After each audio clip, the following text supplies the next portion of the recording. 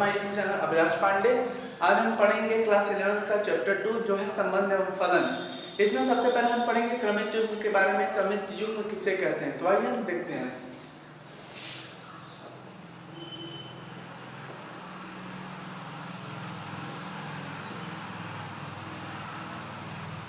क्रमित युग्म, क्रमित युग्म किसे कहते हैं? इसमें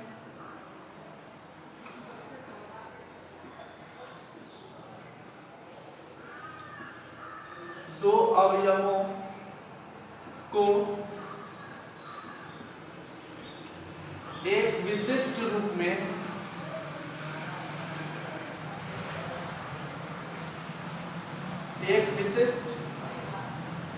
में छोटे ब्रैकेट के अंदर छोटे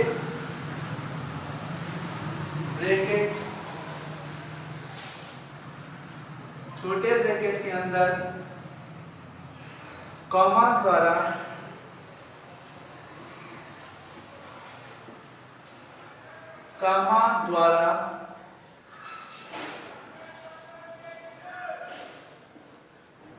पृथक करके प्रदर्शित करते हैं।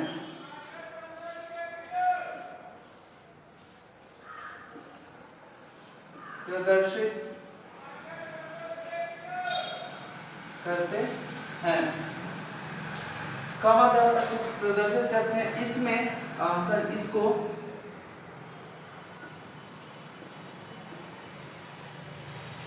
ब्रैकेट में a, b से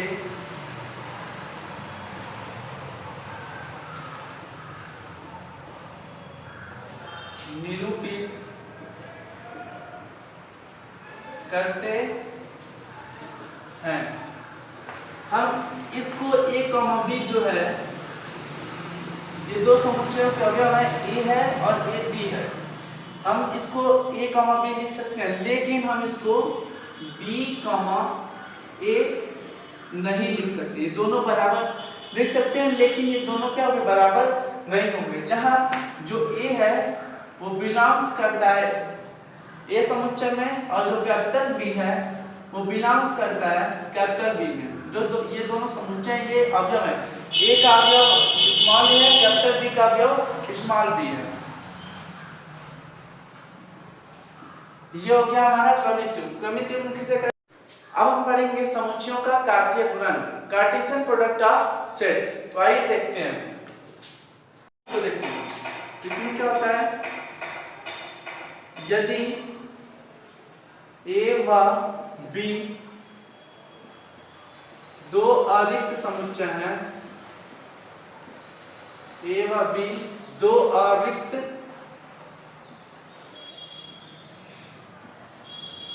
समुच्चय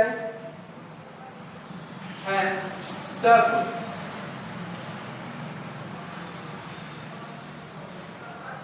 सभी क्रमित युग्मों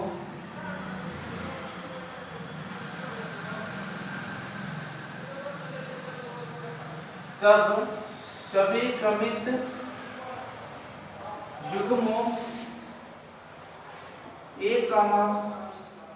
b तब सभी क्रमित युग्मों a, b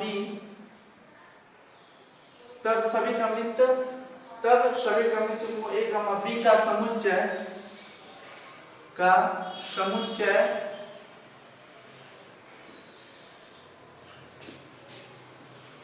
a से b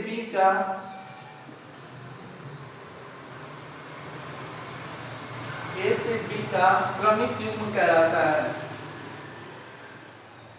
क्रमित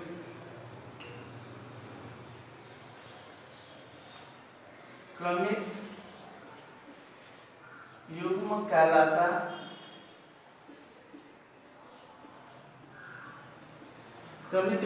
है। यदि a व b दो अरिक्त समुच्चय हैं, तब सभी क्रमित युग्मों a, b का समुच्चय a से b का क्रमित युग्म कहलाता है।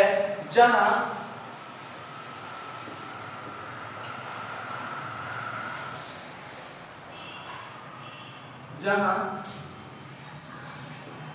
जो ए है वो बिलोंग्स करता है कैपिटल ए में और स्मॉल बी बिलोंग्स करता है कैपिटल बी में।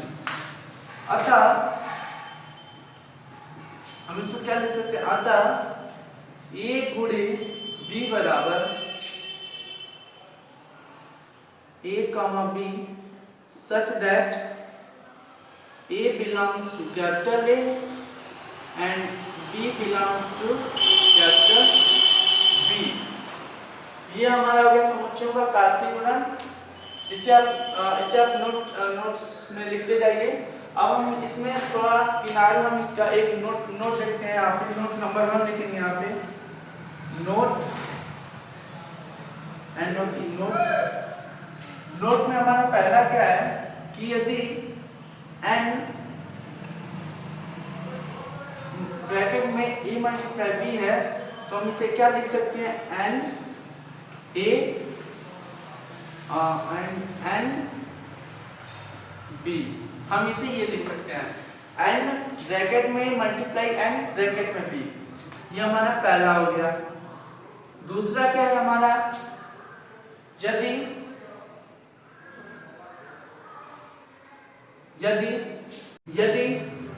a इज इक्वल टू 5 है एंड और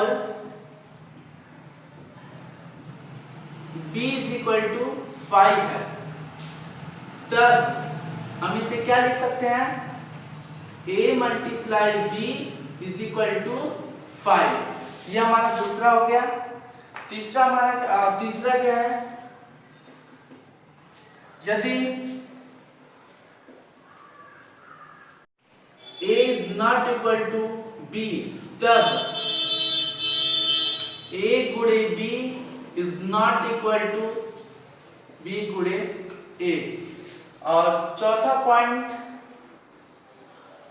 हम यहां पे लिखते हैं, यदि a में n अवयव हैं और b में m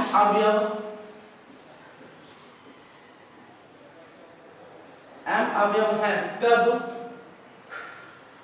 a गुणे b में mn अवयव होंगे। ये हमारे कुछ नोट्स थे समुच्चयों का कार्तीय गुणन। यदि a व b में दो अरिक्त समुच्चय हैं तब सभी क्रमित युग्मों a, b का समुच्चय a से b का क्या होगा, कार्तीय युग्म कहलाता है। अतः a गुणे b को हम क्या लिख सकते हैं, मध्य ब्रैकेट में a, b जो छोटे ब्रैकेट में होगा, सच दैट a क्या करता है, बिलोंग्स करता है कैपिटल A में, स्मॉल b बिलोंग्स करता है कैपिटल B में। आइए हम इसमें एक उदाहरण देखते हैं, इसका कार्तीय गुणन का एक उदाहरण देखते हैं। तो चलिए देखते हैं। उदाहरण ए, यदि समुच्चय ए में 3 अवयव हों और समुच्चय बी में कितने अवयव हैं, 3 4 5, यानी ये भी 3 अवयव हैं, समुच्चय बी में भी इतने अवयव हों तो a क्रॉस b में अवयवों की संख्या होगी 8, b 9, c 6, d 7। कितने अवयव होंगे, तो आइए देखते हैं, सॉल्व करते हैं इसको।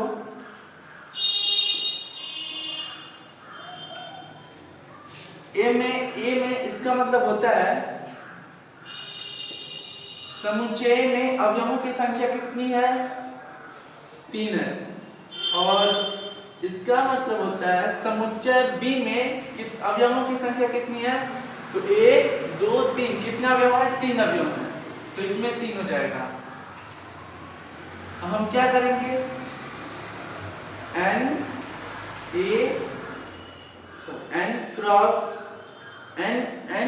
ब्रैकेट में a क्रॉस b, इसमें अवयवों की संख्या हमें पता करनी है। a गुणे b में a क्रॉस b में अवयवों की संख्या होगी, तो n a cross b is equal to क्या होता है, n a cross n b। n a में कितने अवयव है, 3 अवयव है, क्रॉस n b में कितने अवयव, 3 है, तो 3 3 क्या होता है 9, यानी कितने अवयव होंगे हमारे, 9 अवयव होंगे इसमें। तो हमारा ऑप्शन बी इज राइट। हमारा ऑप्शन बी सही है, 9 होगा। ये हमारा उदाहरण हो गया कार्तीय गुणन का। अब हम कार्तीय गुणन के कुछ गुण देखते हैं, प्रॉपर्टीज देखते हैं हम कार्तीय गुणन के। आइए देखते हैं कार्तीय गुणन के गुण, प्रॉपर्टीज ऑफ कार्टेशियन प्रोडक्ट। इसमें पहला क्या है, किन्हीं तीन समुच्चयों ए व बी व सी के लिए A cross B union C is equal to क्या हो जाएगा, A cross B union A cross C. दूसरा क्या है, A cross B intersection C is equal to क्या होगा, A cross B intersection B cross C. तीसरा क्या है, ए क्रॉस बी ब्रैकेट में B minus C is equal to A cross B minus A cross C. ये हमारा कार्तीय गुणन के गुण है। अब हम इसमें थोड़ा आगे देखते हैं, इसके और भी गुण है। तो अब हम दूसरा देखते हैं, दूसरा गुण यहाँ से दूसरा गुण देखते हैं हम। ये हमारा दूसरा हो गया, यदि ए व बी दो अरिक्त समुच्चय हो तब A cross B is equal to B cross A, जहां क्या होगा, A is equal to B होगा। तीसरा क्या है, यदि A subset and equal to B तब A cross A subset and equal to A cross B intersection B cross A. ये हमारा जितना ये सारा है क्या है, कार्तीय गुणन के क्या है, सभी गुण हैं। चौथा क्या है, यदि A subset and equal to B तब A cross C subset and equal to B cross C. पांचवा क्या है, यदि A subset and equal to B और C subset and equal to D तब A cross C subset and equal to B cross D होगा। अब हम ये तो हमारा तीन समुच्चयों के लिए था, अब हम चार समुच्चयों के लिए देखेंगे। तो ये पांचवा था, नंबर 6 यहाँ पे लिखेंगे, नंबर 6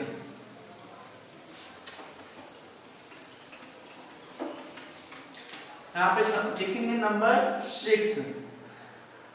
यदि समुच्चय ए व चार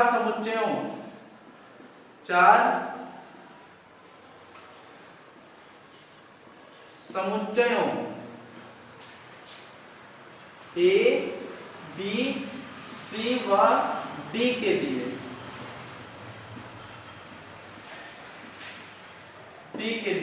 क्या होगा, A cross B intersection C cross D is equal to क्या हो जाएगा, ए इंटरसेक्शन सी दूसरे bracket cross B intersection D. ये हो जाएगा चार समुच्चयों के लिए, A cross B intersection C cross D है, तब इसको लिख सकते हैं A intersection C cross D intersection D. अब हम सातवां देखते हैं। सातवां है हमारा, यदि ए व बी दो अरिक्त समुच्चय हो जिनमें n अवयव उभयनिष्ठ हो तब ए क्रॉस बी और बी क्रॉस ए में n स्क्वायर अवयव उभयनिष्ठ होंगे। इसका मतलब ये होगा कि जो ए व बी है इसमें दो अरिक्त समुच्चय हो, मतलब इसका रिक्त फाई ना हो, उसके कुछ ना कुछ अवयव हो, तो क्या हो जाएगा, अरिक्त समुच्चय। यदि ए